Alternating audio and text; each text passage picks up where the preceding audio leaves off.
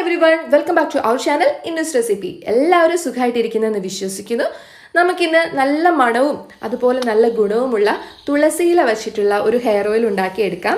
ഒരു പാൻ വെച്ചിട്ട് അതിലേക്ക് നമുക്ക് കുറച്ച് ഓയിൽ ഒഴിച്ചു കൊടുക്കാം. ഞാൻ പാൻ ഒന്ന് ചൂടാക്കിയ ശേഷമാണ് കേട്ടോ ഒഴിച്ചു കൊടുത്തത്, കാരണം വെള്ളമയം ഒന്നും ഉണ്ടാവാൻ പാടില്ല ആ പാനിൽ, അതുകൊണ്ടാണ്. ഇതൊന്ന് ചെറുതായിട്ട് ചൂടായി വരുമ്പോൾ നമുക്ക് ഒരു പിടി തുളസിയില അതിലേക്ക് ചേർത്ത് കൊടുക്കാം. പ്രത്യേകിച്ച് പണിയൊന്നുമില്ല, പെട്ടെന്ന് തന്നെ തയ്യാറാക്കി എടുക്കാൻ പറ്റുന്ന എന്നാൽ നല്ല ഗുണമുള്ള ഒരു ഹെയർ ഓയിൽ തന്നെയാണ് കേട്ടോ. മാർക്കറ്റിൽ നിന്നൊന്നും ഇതുപോലെ വാങ്ങുന്ന ഹെയർ ഓയിലൊന്നും കറക്റ്റ് കണ്ടന്റ് ഉണ്ടോ എന്നൊന്നും നമുക്കറിയാൻ പറ്റില്ല. അപ്പം ഇതുപോലെ വീട്ടിലുണ്ടാക്കുവാണെങ്കിൽ വളരെ എളുപ്പമാണ്, അതുപോലെ എല്ലാ ഗുണങ്ങളും ഉള്ള ഓയിലാണ്, നമുക്ക് ഉറപ്പുമാണ്.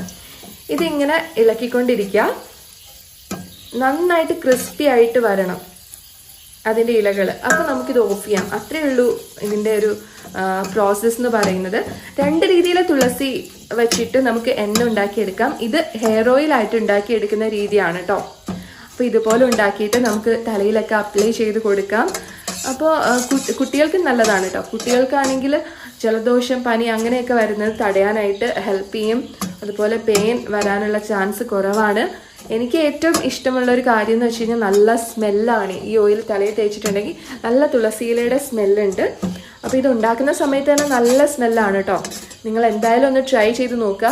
തുളസിയിലയുടെ ഗുണങ്ങൾ എന്തൊക്കെയാണെന്ന് പറഞ്ഞു തരേണ്ട ആവശ്യമില്ല. ഒത്തിരി ഗുണങ്ങളുള്ള, അതുപോലെ തന്നെ ആൻറ്റിസെപ്റ്റിക് ആയിട്ടുള്ള ഗുണങ്ങളുള്ള ഒരു ലീഫ് തന്നെയാണ് തുളസിയില. അപ്പോൾ അതിൻ്റെ കാര്യങ്ങളൊന്നും പ്രത്യേകിച്ച് പറഞ്ഞു തരേണ്ട ആവശ്യമൊന്നുമില്ല.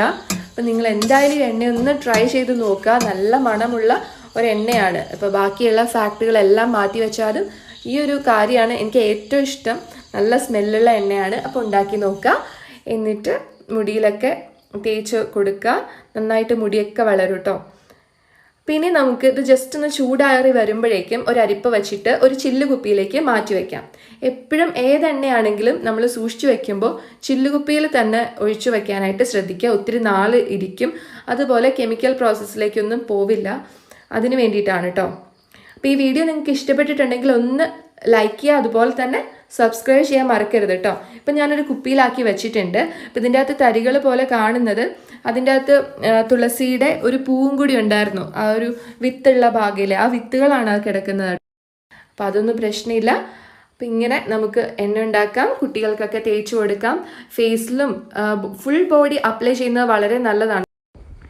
ആഴ്ചയിൽ ഒരു വട്ടമെങ്കിലും ശരീരം മുഴുവനായിട്ട് എണ്ണ തേച്ച് കുളിക്കുകയാണെങ്കിൽ ഡ്രൈ സ്കിൻ എല്ലാം മാറും, ത്വക്ക് സംബന്ധമായിട്ടുള്ള രോഗങ്ങളെല്ലാം മാറും, നല്ല സപ്പിൾ സ്കിൻ കിട്ടും എന്നാണ് ആയുർവേദം പറയുന്നത്. അപ്പോൾ അങ്ങനെ ചെയ്യുന്നവരുണ്ട്.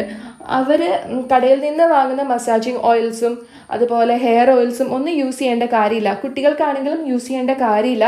അതിൽ കൂടുതലും ആർട്ടിഫിഷ്യൽ കണ്ടൻസ് ഉണ്ട്, പാരഫിൻസ് ഉണ്ട്. അതൊക്കെ എന്താ പറയുക, ശരീരത്തിന് നല്ലതല്ല. അപ്പോൾ നിങ്ങൾ ഇതുപോലെയുള്ള വീട്ടിലുണ്ടാക്കുന്ന എണ്ണകൾ യൂസ് ചെയ്യുക. അപ്പം നമുക്ക് കൂടുതൽ എണ്ണകളൊക്കെ എങ്ങനെ ഉണ്ടാക്കുന്നതെന്ന് നോക്കാം. അപ്പോൾ ഈ എണ്ണ എന്തായാലും നിങ്ങൾ ട്രൈ ചെയ്ത് നോക്കുക. എന്നിട്ട് ഇഷ്ടപ്പെടുവാണെങ്കിൽ അത് കമൻറ്റ് ചെയ്യണം കേട്ടോ. അതുപോലെ ഈ വീഡിയോ ഇപ്പം തന്നെ ഒന്ന് ലൈക്ക് ചെയ്തേക്കുക. സബ്സ്ക്രൈബ് ചെയ്തിട്ടില്ലെങ്കിൽ പ്ലീസ് സബ്സ്ക്രൈബ് മൈ ചാനൽ.